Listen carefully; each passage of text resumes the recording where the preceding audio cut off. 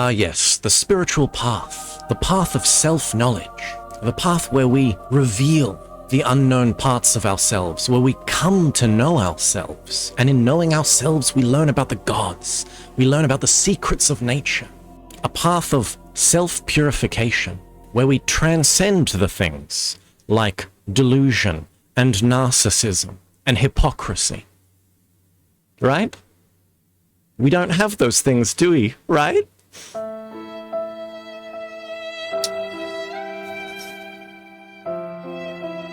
So, I'm sure we've all met people in spiritual schools who are assholes. Maybe they're students, maybe they're the teachers. And my question is how does that happen? Because if fundamentally at its core, yeah, I know there's religions and spiritual schools and mysticism, and you can kind of demarcate certain things, but fundamentally, if the spiritual path is a coming to know oneself, how is it that so many people end up delusional about themselves? How is it that people start off sincere and then at a certain point they believe themselves to be ascended masters, or that they're a reincarnation of Christ and Buddha himself? Everybody says, who does he think he is? I just told you who I thought I was, a god. How do these absurdities arise in people who appear to be genuine seekers? Well, I have an interesting answer here today. But first, let us talk about practice. In all initiatic schools, one of the first things that is taught is exercises on awareness, to study the self. Now, there'll be many different techniques, many different styles. The one I want to talk about is specifically called self-observation, and it is the style done in the fourthway schools. I don't even know what the fourth way is. Self-observation, fourthway self-observation, is usually taught as a type of self-psychoanalysis. So analysis being the breaking apart of something to study its parts so you can understand the whole. The metaphor usually given is a human is something like a fantastic machine that's found, that you've stumbled upon in a dark factory at night, and all you have is a flashlight. You can't illuminate the entire machine, so you can't know the machine at first. But as you move around the machine and you illuminate certain parts of it, you begin to understand, like, this part is connected here, and this part's connected there, and as you begin to understand what the machine does, you can begin to understand why it's broken or where it's broken, why certain things work in a certain way, and if you were to change something, you would do it here or there. You start to gain knowledge of the machine through studying it, bit by bit by bit. In the same way, the human is seen as a kind of machine, and is broken into 3 categories or more. But when this is first taught, you start with the basics. So the human is broken into 3 cylinders: the intellectual, the emotional, and the motor cylinder. Your intellectual cylinder, with its center of gravity in the brain, is the center of gravity of all thought, reason, and memory. Your emotional cylinder has its center of gravity in the solar plexus. This is where feelings and sentiments come from. And of course, your motor cylinder, with its center of gravity in the spine, contains all of your movements and habits. Now, at first, you study these things in isolation. Like, you'll spend a day just observing your thoughts, not interrupting your thoughts, not trying to change your thoughts, just looking at them. You're just looking at your thoughts. And eventually, maybe over a week or something, you'll notice that day by day, there are some things that are repetitious. You really do think things all the time. And then when you switch to the motor cylinder, you see the same thing. You have a certain emotional state, negative or positive, which seems to arise at certain times or maintain itself throughout the day and has a certain cycle. The motor cylinder is probably the easiest to notice your habits. But as you begin to study these 3 cylinders, you notice their interconnection. Sometimes they'll war against each other. The intellectual center will want to read a book. The emotional cylinder will want to watch an exciting TV show. Whereas the motor cylinder will want to go for a walk outside. Or maybe watch sports instead of a romantic TV show or something. As well as fighting against each other, you also notice their interconnectedness. Tension in the motor cylinder may arise certain emotional reactions in the emotional cylinder, which themselves will associate to certain thoughts. And so you'll notice the arising of thoughts within you has a causal chain, and the origin of that thought is because you're tense. Whereas in other times, it'll be the opposite. You'll find that during the day, your mind wanders, and it wanders in a specific direction. If you allow your mind to go, you notice that it always goes in a direction. And there are always thoughts it magnetizes to and always goes to and repeats. And when it repeats, emotions arise and you become entangled in those emotions. And because of those emotions, you get tense, or parts of your body seize up, or your posture changes, which causes tension. And so you'll notice at certain times in the day, you become tense or your posture changes. And the causal reason for that actually lies in your intellectual cylinder, not your motor cylinder. You kind of get what I'm saying? There's this interconnected reality between all these things. And we notice certain things. We notice we're imbalanced. We notice the inner war. We notice we're not really one being. We're three beings. We have three personalities. Perhaps more when we learn to study more parts of ourselves. But this is a pretty foundational practice. And it's weird because some people get into it, some people get really into it. And then they'll start to speak and talk about things. Like they'll talk about more abstract things, not just emotions, but about anger in particular. Or about how pride is an intellectual attribute. Or, you know, the ego will pass from one cylinder to the other. And it sounds like they know what they're talking about. But generally, if you stay around these people long enough, what begins happening is you'll notice they'll critique people. And they'll be completely wrong. They're projecting, and they'll even do it to you. They'll say things about you which are patently wrong, and you'll look at them and say, no. And of course, they just psychologically put it back on you. Oh, you don't like what I said? That's your pride. Oh, you're raising your voice now? That's your anger. Oh, you're eating food? Gluttony. Now, granted, some of you may not have been in any places where people act as distastefully as I just described. Whereas others are probably nodding their heads and being like, yep, I've experienced this. This is not something radically unique. This is something that is a sure sign of the beginning of delusion. Because what happens when someone is on the spiritual path but they don't attain, even though they stay on the same path over many, many years? Well, you either have two choices. You have to admit that you've gotten nowhere, or you can begin to delude yourself, even if just a little bit. You get petty tyrants in certain schools which aim to, and they will never consciously admit this, but they aim to crush beginners or make people as miserable as they are. And it's like, this isn't spirituality. This isn't leading to any form of initiation. You're just talking about ego. You're just talking about psychology now. You know, just in the same way that vegans make the error in thinking health makes you more spiritual, it doesn't. If you get obsessed with health, you stay at the level of the body. Maybe you need a healthy body to get somewhere, but focusing on health just keeps you at the level of the body. In the same way, an obsession with ego or the obsession with self-study or psychology, you just stay at the level of the mind. You never actually reach spirit. And how does this happen? Like, really think, how does this happen to these people? Like, built into the structure of the schools is, you know, don't lie to yourself, don't deceive yourself, and yet they begin to deceive themselves. It's as if when they believe that they have gotten a little something, something changes in them, and the psychology can be described as, I have attained. And because I have attained, if something in the world goes wrong, it can't be me. It has to be someone else. That seems to be the structure, the logical structure that arises. Obviously, they're not going to admit that. It's something unconscious within them.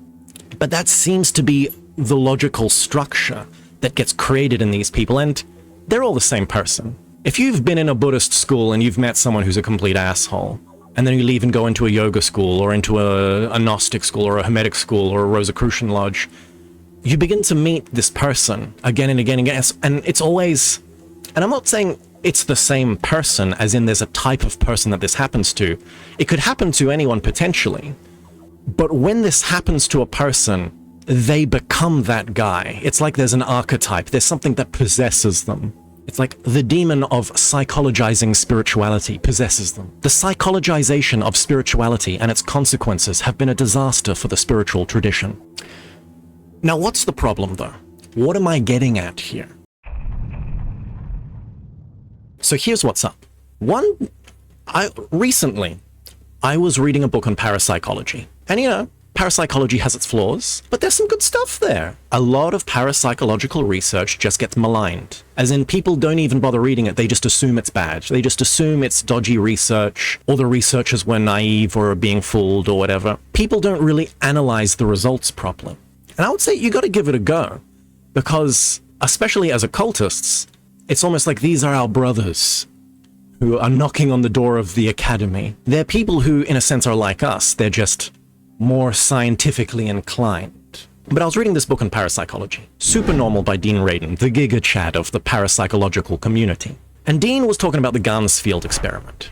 So for those who don't know, it's basically an experiment where you get two people. One is a sender and one is a receiver. The sender gets given a bunch of random images where one of them is picked, and then the sender visualizes and mentally sends that image to the receiver, who the receiver is then put in a room with noise reduction and sensory deprivation equipment put on them, and they go into a kind of a semi-trance state. They're still awake, but they're put into a semi-trance state, and they speak out what perceptions arise within them over a period of time. So the set period could be an hour, half an hour, whatever. And in that period, the sender is supposedly visualizing and mentally sending them the image or whatever. And, Dean Radin, to his credit, he talks about the Ganzfield experiments and the difficulties with it. Like, what do you call a hit? Like, if the sender has a picture of a pink elephant and he sends it to the receiver and the receiver says yellow elephant, what do you do with that? Is that a hit? He said elephant. Out of all of the things you could have said in the world, they said elephant. They got the color wrong, though. So is that a hit? Like, what do you do with that? Nonetheless, this video isn't supposed to be on the efficacy of parapsychological research or anything. It's just interesting. So he's talking about this, and then he says something that blows my mind. He talks about a little technique that arose from the Ganzfield experiments. So after repeated testing, they found there were some receivers that got really good results and some receivers that basically just failed every time. And when interviewed, they were actually doing something that seemed to produce that result. A technique arose, which when given to the other group actually increased their results. So basically what the technique is this. The receiver would sit down and would start, say, receiving impressions. And they would be speaking out whatever impression, whatever perception arises within their mind. The key is, if the receiver stuck to describing elemental perceptions, it would work. So what do I mean by that? As in, imagine if the image that the sender was sending was a banana. So the receiver would just stick to elementary perceptions. So the receiver would say something like, I'm seeing the color yellow. And then they would say, maybe I'm tasting something sweet. And then I'm feeling something, it's like smooth, like it has a smooth surface. It's kind of cylindrical, but then on the ends, it's rough. And I see a different color, like black or brown, like a darker color.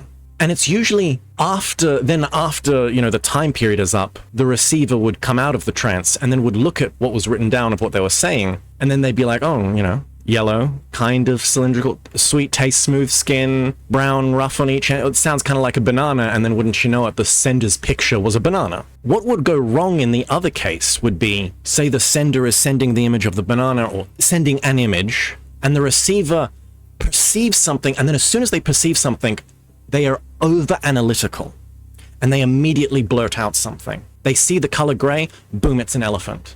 They see something tall, it's the Eiffel Tower. If they immediately label what they see, if they're overly analytical, it's always a fail. The receivers that were overly analytical, that always wanted to jump to a conclusion, failed almost 100% of the time. The ones that didn't, that just stuck with just colors, with just tastes, with just sounds, or just tactile sensations and feels, just elemental perceptions, and then after the fact, they allowed their rational mind. After it was over, they allowed their rational minds to come in and to assemble the elemental perceptions into something. Then those people got odds against chance, basically, in the tests. They weren't right 100% of the time, but it seemed that the results were statistically significant. And I read this, and my mind exploded. Oh my God. When you study yourself, it doesn't matter if you're honest or if you start off with good intentions or whatever. If you are overly analytical, it screws you up. The implications are twofold. One, self-observation, correct, true self-observation, is closer to a faculty like clairvoyance, clear seeing, than it is to anything like psychoanalysis. The psychoanalysis line is wrong.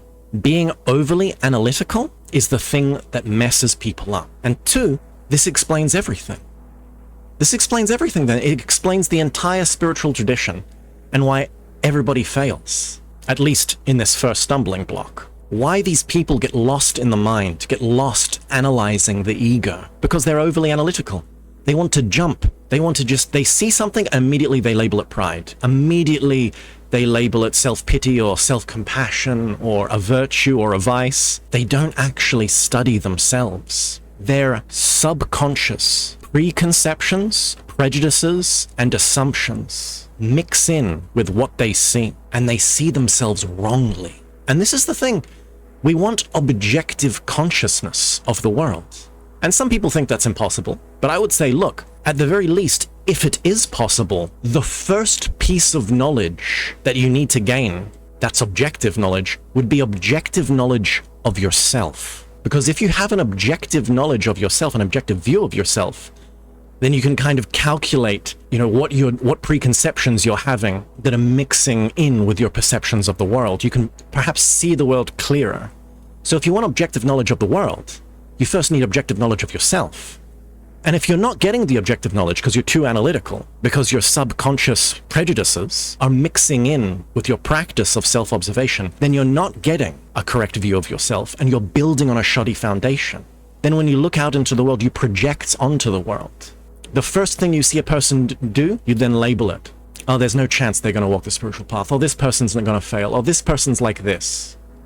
There's no attempt whatsoever to look past a person's psychology, a person's persona, and see their essence anymore.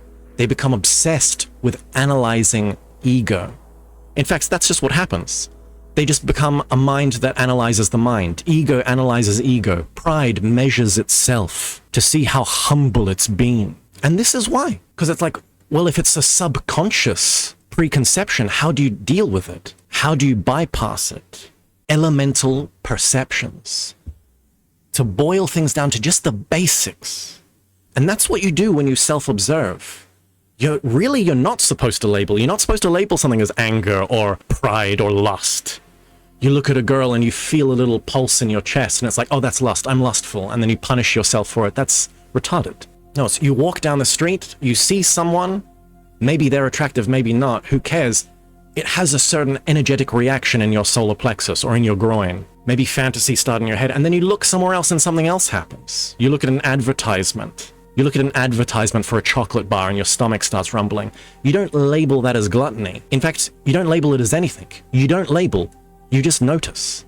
You become a noticer. You just notice the functioning of the human machine. That's all you're doing.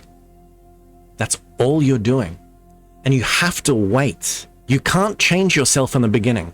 It's not about manipulating certain psychological states or interrupting the flow of the functions. In the beginning, you just have to wait. You just have to watch yourself again and again, collecting up elemental perceptions of the functioning of the human machine. And eventually, when you understand the interconnectedness, your tendencies, how these cylinders interconnect with each other, the web, the network that arises, that web, that network, that is your mask, your persona, your personality. Once you've done that, then you can begin the next process, separating the personality from the essence, beginning to tease out what part of you is adopted, what part of you is just biological inheritance from your lineage, what part of you have you gained from society, from art, from friendships, from family, what part of you is embedded in you from celestial influences, zodiacal forces, what part of you is temporary, and what part of you is eternal. But that is a talk for another time. Thank you for watching this video. If you understood what I was talking about and you agree, you can leave a like down below. or even consider giving a one-time donation via PayPal. There's also the Coffee account if you feel so obliged to become a patron to set up a monthly donation. And of course, you can become a YouTube member and get the link to the secret chat where you can talk to me directly. Nonetheless, thank you all for watching, and goodbye.